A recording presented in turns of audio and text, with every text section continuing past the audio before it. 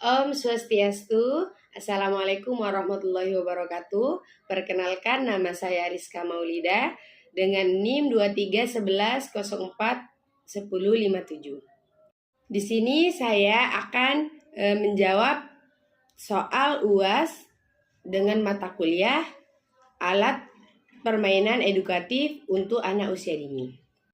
Baik, soal yang pertama, jelaskan pengertian APE berdasarkan cerita di atas.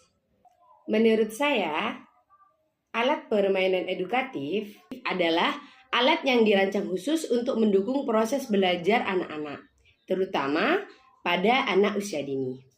APE membantu dalam mengembangkan berbagai keterampilan seperti motorik, kognitif, dan sosial melalui permainan yang menyenangkan dan interaktif. Soal yang kedua, mengapa Ibu Dewi menekankan pentingnya kedudukan dan urgensi APE di satuan PAUD? Pendapat saya,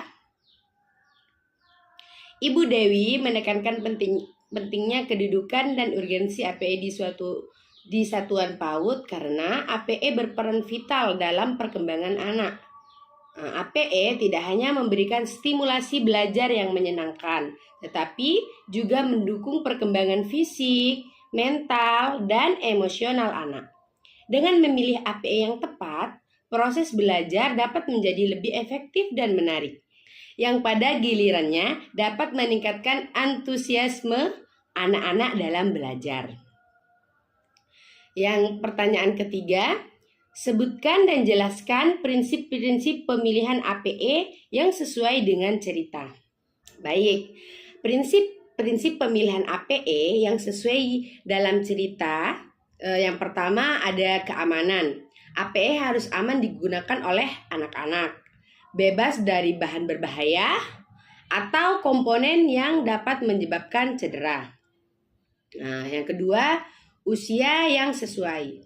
Nah, APE harus sesuai dengan karakteristik dan kemampuan anak usia dini, sehingga dapat digunakan dengan efektif dalam pembelajaran. Nah, yang ketiga, pendukung pembelajaran.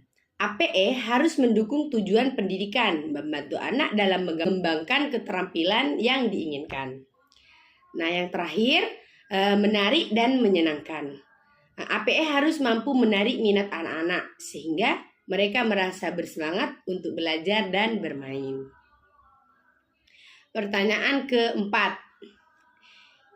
Identifikasi tujuan dan fungsi pembuatan APE yang ditunjukkan dalam cerita.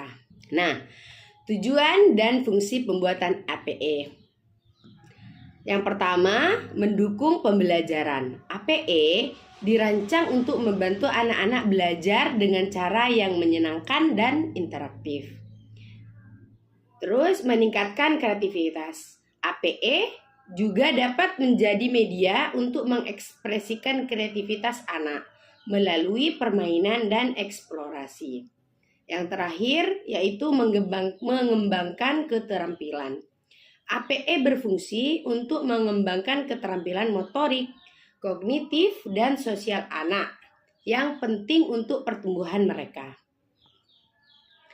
Pertanyaan kelima, bagaimana guru-guru di Taman Belajar Pelangi memastikan keamanan dan keselamatan APE? Sebutkan langkah-langkah yang mereka lakukan. Nah, langkah-langkah memastikan keamanan dan keselamatan APE.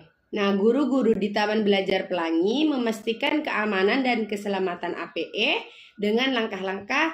Yang pertama, menyusun daftar periksa. Mereka membuat daftar periksa untuk mengevaluasi setiap alat permainan. Yang kedua, pemeriksaan standar keamanan. Guru-guru di sana memastikan bahwa semua APE memenuhi standar keamanan yang ditetapkan.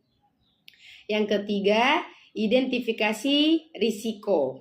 Nah, diskusi mengenai potensi risiko yang mungkin terjadi saat penggunaan APE. Yang terakhir, pelaporan.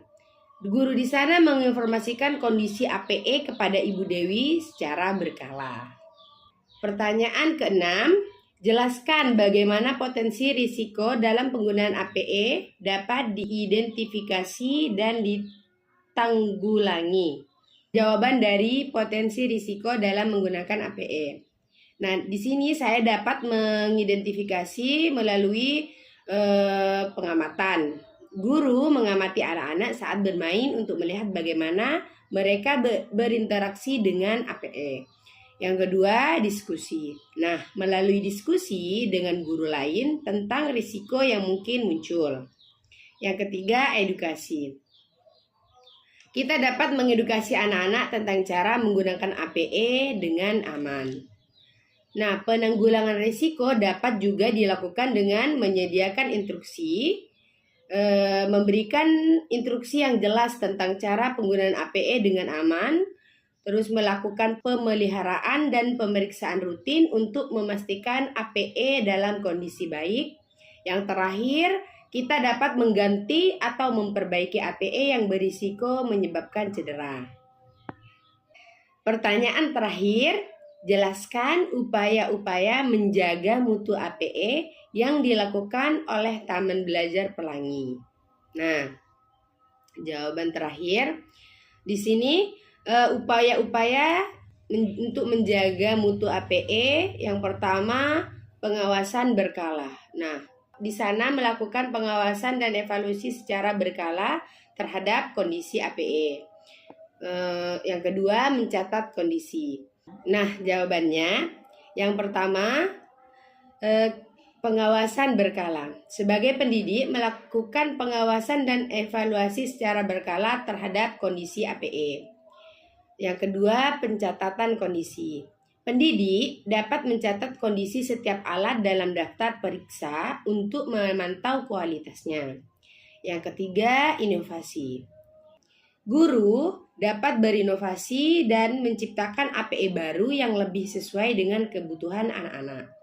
Yang keempat, pendidikan berkelanjutan.